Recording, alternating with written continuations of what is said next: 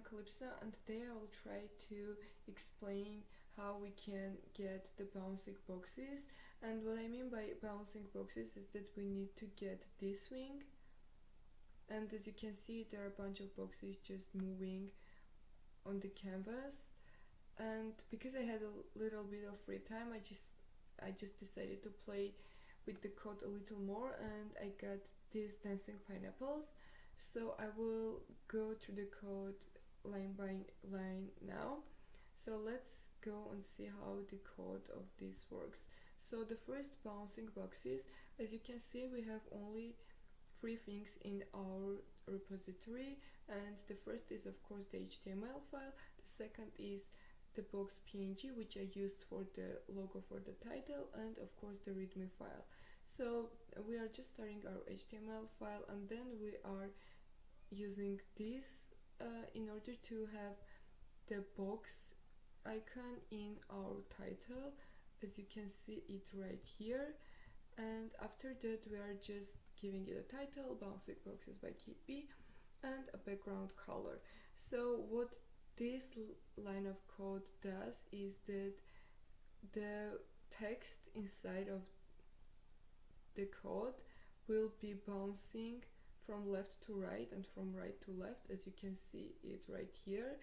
And that's what this line of code does. And after that we are just creating our canvas. Canvas is just a space where we can graph or draw or anything. So for the canvas we are giving it an idea canvas and basic properties such as width to be 1000 and height to be 500.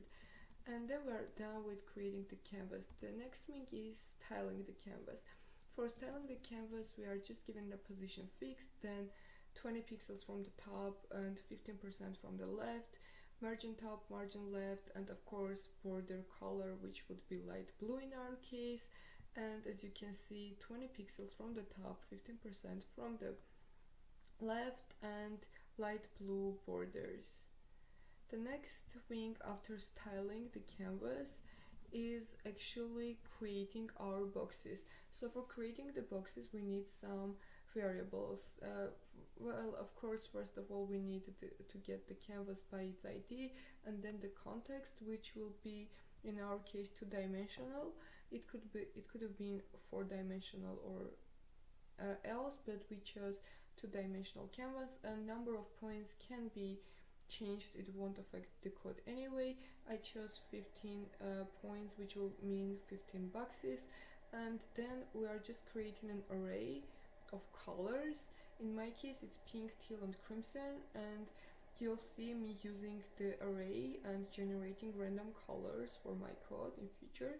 So for this code we are having the for loop, and it starts with I equals 0, and then for every single I number that is smaller than the number of points which we defined to be 15, it will increment I with I plus plus.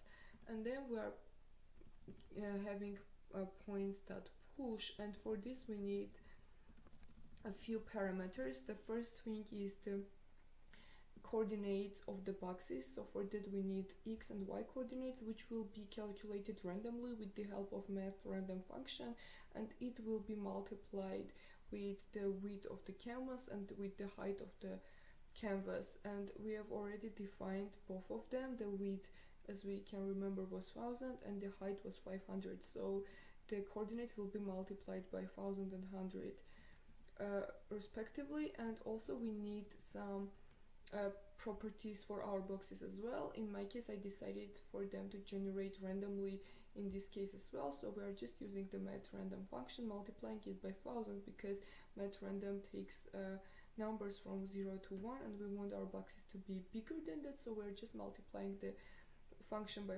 100. And then what x and y delta do here is that they decide how many coordinates will our box move. In my case I decided for the boxes to be 2 because we just want them to move a little bit faster than the usual. And of course the color will generate random colors for each box. We'll be using the math random function here as well, multiplying it by 3 because we had 3 colors, and taking the whole number from it with the help of math floor function. Now that we are done already with our box creation, now we need to create the draw function, which will actually do the whole animation. For that, we are first of all we need to clear our canvas, and we are doing it with clear rect, and we are giving back canvas with its width and height, but this time it's clearer. And after all, we are just doing points that for each, and let's say that our boxes are the point, and we are taking the function of the point, and we are just taking them by colors. So we'll be taking the pink, or we'll be taking the crimson, and we'll be taking them by colors, and we'll do the fill rect here. So two important things that we are creating in this function are the statements. So the first if statement is the case if our box moves outside of the canvas. That will happen if our the point dot x plus the point dot width is greater or equal than 1000, which was our width for the canvas. And we have a boolean operator or here, or if the point dot x is smaller or equal to 0. In this case, we need to multiply the point dot x delta by -1 so we can get back our box to the canvas.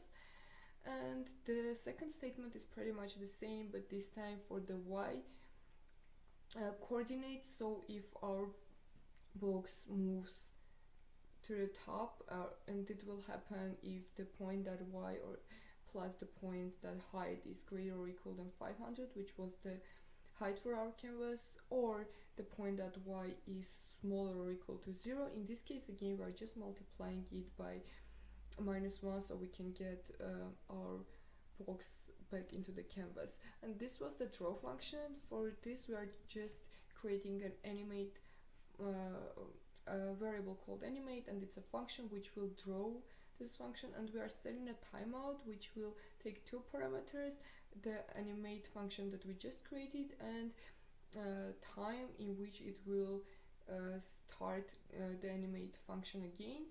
So I just decided it to be 5 milliseconds, and we are calling our animate function. So this is basically how our code works, and this is what we get by that. As you can see from the very beginning, the title, the moving heading, the boxes, and the canvas. And the code for the dancing pineapples is not that different from the one we used for the boxes. So it's clear that we used an image here, so that's why we have the image for the actual pineapple, one for the logo in the title, and the index.html file as usual. So it's almost the same up until here. We are styling our canvas with a little bit of different colors, but when it comes to the script, we don't need a math random function for colors in this case, because we are dealing with an image and not boxes with different colors. So we're just eliminating that part. Everything else is pretty much the same, although I used 1 for the x delta and y delta coordinates here, because I don't need the pineapples to move as fast as maybe for the boxes. And the same const draw function, only in this case we are unloading an image. For that, we are creating a new variable called image, and then it takes again the coordinates and the parameters of our image. And we again have the same statements in case our a pineapple moves outside of the canvas. We want to take it back. That's why we're multiplying the point dot y delta or the point dot x delta with a -1 and calling the animate function at the end. So this is what we get if we do the bouncing boxes code, and this is what we get if we do dancing pineapples code. I'm Kalipso, and thank you for watching this video. I hope it was helpful, and now you understand how we can create bouncing boxes a little bit better.